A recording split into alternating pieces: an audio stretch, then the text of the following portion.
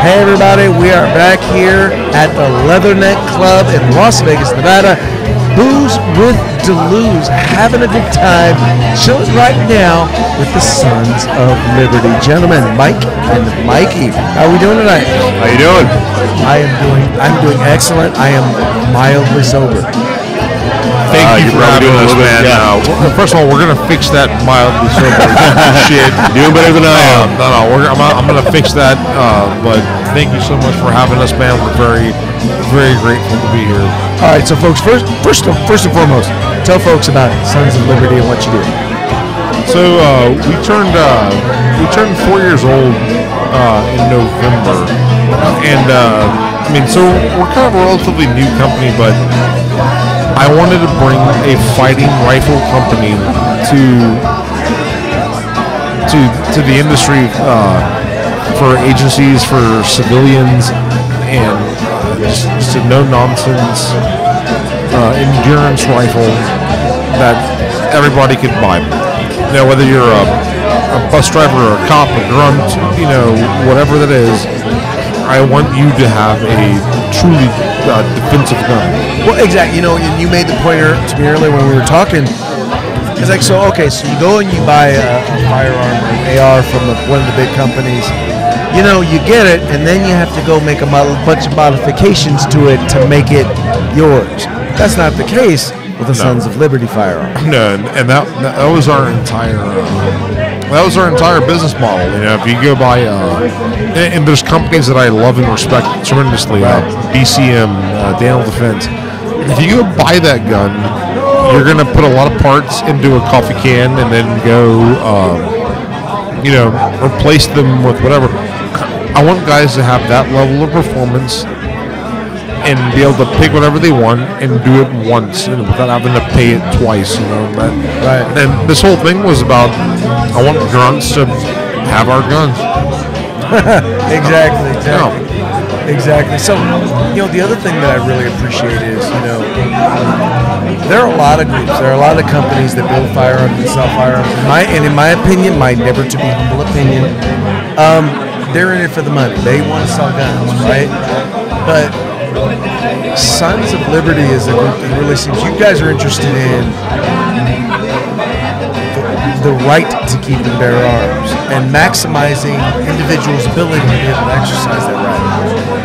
Yeah, for me, you know, I think Kyle would echo this. I think our investors would echo this. I know Mikey believes this.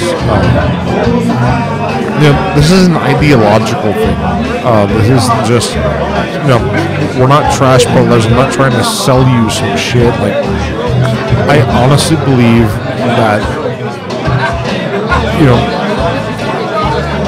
this rifle says something about self-reliance. It says something about independence, and I think this platform has a lot to do with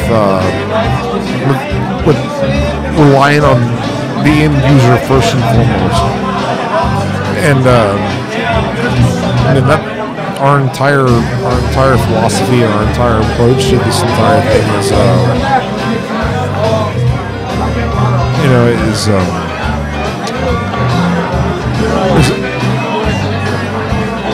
really being able to rely on oneself, which is, that self-reliance is important. Well, as an end user in the beginning, before I started working with the company, I'm prior service. I've been to some of these countries that, if it wasn't for a means of supporting that turn of government, that resistance, that fight for freedom,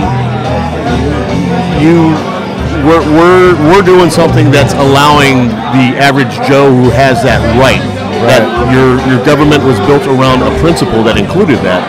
We're helping to preserve that. We're helping to push that amongst individuals who believe in the same aspect. You know, I've been with the company for short of 3 years. I first put my hands on one of these firearms probably 3 years ago. Haven't been in the Army. I've ran the different systems. I knew something was different about the firearm. Then I had the opportunity of coming on, interning. I got hired on. I'm a gunsmith. I'm a multi-platform armorer. Knowing what goes into this, what we do, how we do it, I have no problem picking up any weapon built by one of my coworkers and defending my life, your life, my mother's life, your mother's life, without any question. You know, we're building something that lasts. We're building something that will push through whatever abuse you want to give it. We're gonna make something that's gonna survive it. There you go. There you go. So now I understand you're doing something a little special for FPC. We got approached to help with a fundraiser they wanted to do. Right. You know, we had the platform. I run the Cerakote shop within the company. I wanted to spice something up on the gun. I feel it's a little simple, understated, but still pushes the message that FPC believes and wants to, you know, disseminate amongst everybody. Unfortunately, I think this year is going to be pretty exciting. I don't mean that in a good way. I know that there's going to be some legitimate attacks and attempts on their rights. I know that FCC is actually taking the fight to them. These guys aren't passive. They're not waiting for things to happen. These guys are actually going out there and going kind of on an attack. And if there's an organization that I can support, it's this. Well, I will tell you, from the very beginning when I first got involved, I always said this: I never wanted to be a lobbyist. Never cared about being a lobbyist, but I always said it had to be. If I was going to do it, it had to be something that I was passionate about, and it had to be an organization that wasn't playing games, wasn't playing the typical political games. And what I like about FPC is this: look. We're not a liberal group. We're not a conservative group. We're not a public safety group. Look, we are a Second Amendment civil rights advocacy group. And we believe in that fundamental right and we'll fight for it. And we'll go as far as we need to do in order to be able to do it. And that's the only reason I'm here. I'm 100% committed to helping you guys however I can, because honestly, you are also singularly focused. You guys really are. Politics and everything else aside, you really are trying to fight for us, and for that, we're going to support you guys everywhere we can. Really appreciate it. I personally became a member as soon as I learned more of the premise between FPC. I joined. I donated. When we were approached about this project, I jumped on it. You know, it was essentially kind of a short, last minute kind of thing, and I was like, screw it, let's do it. I want to do it. Well, we appreciate you guys. Okay, how can they find you guys? If there's because right now I can tell you right now, there are people out there who want to buy your product. Where do they find it? Well, you can jump on the internet. We're at Sons of Liberty Gunworks.com. We're on Facebook, Instagram. I believe we've just entered the Twitterverse. And, all forms of social media, you will find us. Now be careful now. You know, if you play too much with your Twitter, you'll go blind. Hey, sometimes you got to live up to that, We don't get these beards for no other reason. Yeah, I was telling before, I'm getting a little bit of beard envy.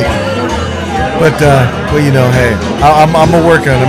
One day I will be proud beard owner like y'all. Everybody needs to have a hero. Everybody needs to have a hero, and y'all are mine. All right, folks. Hey, Sons of Liberty. Man. Hey, what you guys are doing, man. Honestly, of all the advocacy groups and all the people giving the shot, you guys really are taking the fight to them, and guys like me that not only believe in this thing, that you are fighting for our survival, we will support you as much as we possibly can. You know what? You have no idea how much that means to me, and it means to us. We recognize. This is shots put on by NSSF, the big industry group, right. Support the big, and a lot of those companies are corporate entities that are in it for the money. And some of them care about the Second Amendment, but you know what? It's the independent guys. It's guys like you who do it because you care about the right. You care about our country. You care about our people. And, you are the reason why we are successful, why we exist. Because that's why we're here. I'm not interested in politics. I'm not interested in money. I just want to make sure that in the end, I have a right to defend my family, to defend my community, to defend my country if I need to. And I have the resources and the tools available to be able to do it. And I'm just glad that we got people who care enough about it to make sure that I have the best tools available. Hey, man, we stand with you, and I'm more than happy to do it. I think we're in this together, dude. Oh, we most definitely are. Now, on that note, now in the beginning of this, we talked about making sure that my moderately sober phase, that I move beyond the moderately sober phase. So I'm going to go work on that for a little bit. So y'all take care. Y'all have fun. That's going to be it for this episode of Booze with DeLuz. I can't say whether or not we're going to have another one. But if we do, I know you will enjoy it. You guys take care. Hey, thanks, man. Thank you. All right. Thank you, gentlemen, so much. Thank you. Thank you.